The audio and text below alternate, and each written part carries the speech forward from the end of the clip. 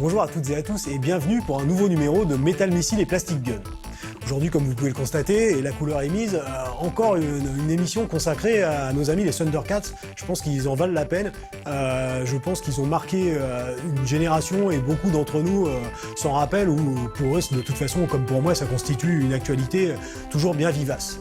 En disant ça, je pense à Papy, je pense à Grand Fred, je pense à Marie-Jeance et je pense à Sensei Siegfried. C'est encore pour vous, les gars. Donc aujourd'hui, nous allons voir deux autres protagonistes importants de notre série adorée, à savoir Tigra, ou Tigro en français, et puis bien sûr l'immense, le terrible Mumm-Ra. Donc, le packaging comme d'habitude, nous l'avons vu la dernière fois, hein, vraiment un très beau packaging avec de belles couleurs, des éclairs, le visage du personnage sur le côté, un petit descriptif de ses possibilités au dos. La boîte, comme toujours, hein, s'ouvre par le haut. Très belle boîte, comme on vient de le dire. Suffisamment fenêtre pour qu'on puisse voir ce qu'il y a à l'intérieur sans chercher. On sait tout de suite de quoi il s'agit et ce qu'il y a à l'intérieur. Donc voilà, nous allons extraire Tigra. Voilà. Alors donc, là aussi, nous sommes en présence d'une figurine de 20 bons centimètres, bien costaud, bien comme il faut, et très très détaillée au niveau du visage. Là, vous voyez que sa coupe de cheveux, les rayures de tigre, et puis sa chevelure qui est blanche sur les côtés et derrière sont bien rendues exactement comme le personnage du dessin animé. Et ça, c'est vraiment génial. Là aussi, les amoureux du détail remarqueront que Tigra a les orteils à l'extérieur de ses chaussures. On a affaire à un jouet précis fait pour les collectionneurs exigeants. Et le reste est beaucoup plus intéressant. Dans la boîte, vous avez donc son arme non déployée. Donc, vous avez ici le manche que vous pouvez mettre dans la main, qui est faite pour ça. Et comme vous pouvez le constater, qui est terminé par trois boules d'un bola. Donc ce qui est intéressant dans l'arme, au premier abord, dans l'arme de Tigro, c'est que quand il la déploie, c'est à la fois un fouet, donc il peut s'en servir pour tenir à distance l'ennemi et lui infliger des coupures de loin, mais c'est aussi un bola. Il peut aussi entraver ses ennemis, les attraper par les jambes, les bras, pour les neutraliser et les immobiliser. Bandai a pensé à tout cela et a pourvu votre figurine d'un fouet bola du plus bel effet. Donc là aussi, nous avons différentes possibilités. Ça aussi, c'est très très bien pensé. C'est que vous pouvez enlever les trois petites boules du bola pour faire une première version assez courte. Voilà, la version courte, le bola est déployé et le fouet aussi un peu. Et puis, s'il y a plus d'ennemis, il faut passer à la vitesse supérieure. Donc, vous enlevez le manche, vous mettez un nouveau manche avec une lanière plus longue, et vous rajoutez la première lanière au bout. Et là vous avez tout le range de combat que peut vous apporter une arme de distance. Là, je pense que les mutants, Crawlor et Gorior vont se rapprocher plus difficilement en y réfléchissant à deux fois pour ne pas se prendre un bon coup de fouet comme ça. Donc voilà, superbe, le costume est respecté, la symétrie entre l'épaule couverte et l'épaule libre, exactement comme le costume original, c'est très beau, la tête bouge. Delto, suivait les épaules peuvent tourner, les biceps, les cuisses. C'est une superbe bête. Il est très costaud, très imposant. C'est vraiment un plaisir de voir qu'on a réussi à restituer la puissance graphique de Thundercats. Hein. Vraiment, le caractère design de cette série était vraiment très très intéressant. Donc là, vraiment sur le jouet, on profite vraiment de ce qui nous a plu quand on regardait la série.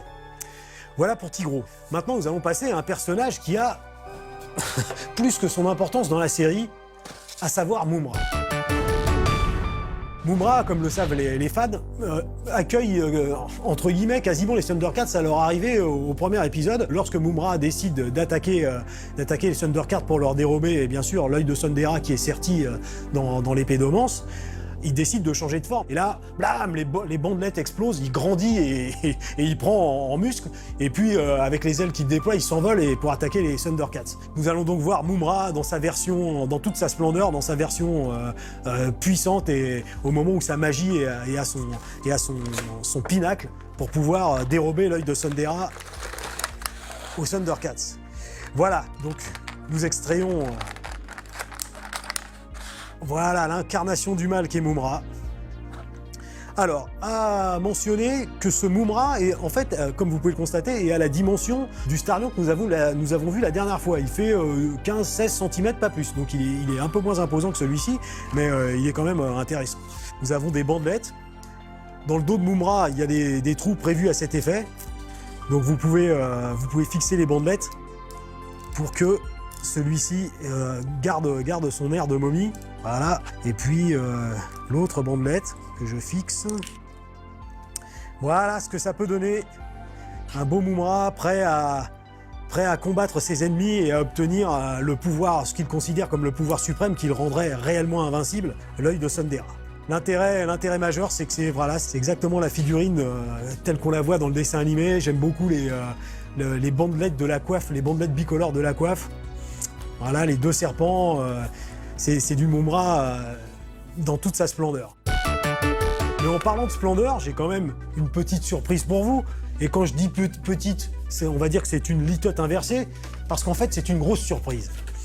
Parce que voilà, je pense que tout passionné et collectionneur de Thundercats se doit de posséder cette version de Mumm-Ra qui, comme vous pouvez le constater, est monstrueuse. Donc vous voyez une boîte magnifique, vraiment assez épurée, assez spartiate, hein, pas grand chose d'écrit dessus, les couleurs sont respectées. Et derrière vous avez une superbe photo de Mumm-Ra au pinacle de sa puissance. Nous allons ouvrir ce monstre Mumm-Ra sans plus tarder parce que c'est vraiment quelque chose à voir et si possible quelque chose à acquérir. Donc voilà, je l'extrais de la boîte. Voilà, et d'une et de deux. Donc, Mumm-Ra, l'incarnation du mal, est tellement imposante que, comme vous pouvez le constater, la boîte n'est pas assez grande pour le stocker de plein pied, c'est le cas de le dire. Donc vous récupérez les pieds que vous vissez. Vous pouvez le constater, ce Mumm-Ra est en vinyle. Voilà, vous lui mettez un pied, deux pieds.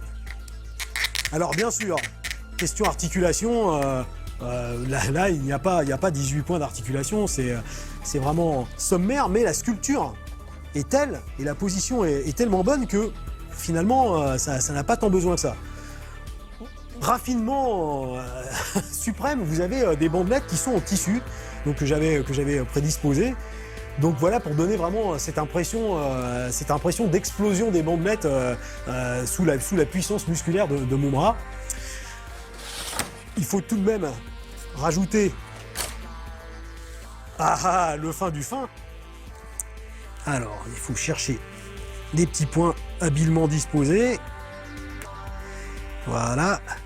Alors, on parlait d'articulation tout à l'heure. Bon, il peut tout de même lever les bras et puis les écarter. Donc ça c'est vraiment très très bien puisque, hop, ce faisant, vous le mettez en position de rage du mal. Voilà, Mumm-Ra, l'éternel vivant, dans toute sa rage maléfique. Je sais pas ce que vous en pensez, mais je trouve que c'est vraiment superbe. Voilà, vous disposez les bandelettes de sa coiffe correctement. Et puis vous mettez les bandelettes à votre convenance, donc c'est vraiment génial. Monstrueux, imposant, mais n'oublions pas l'autre catchphrase de Mumm-Ra, c'est que tant que le mal existera, Mumm-Ra existera. Voilà, 3 personnages de toute beauté. Pour vraiment les inconditionnels de la série, c'est ce qu'il faut avoir, une superbe sculpture, graphiquement une fidélité à toute épreuve. En voyant ça, je considère comme d'habitude que les jouets sont quelque chose de beaucoup trop sérieux pour être confiés aux enfants.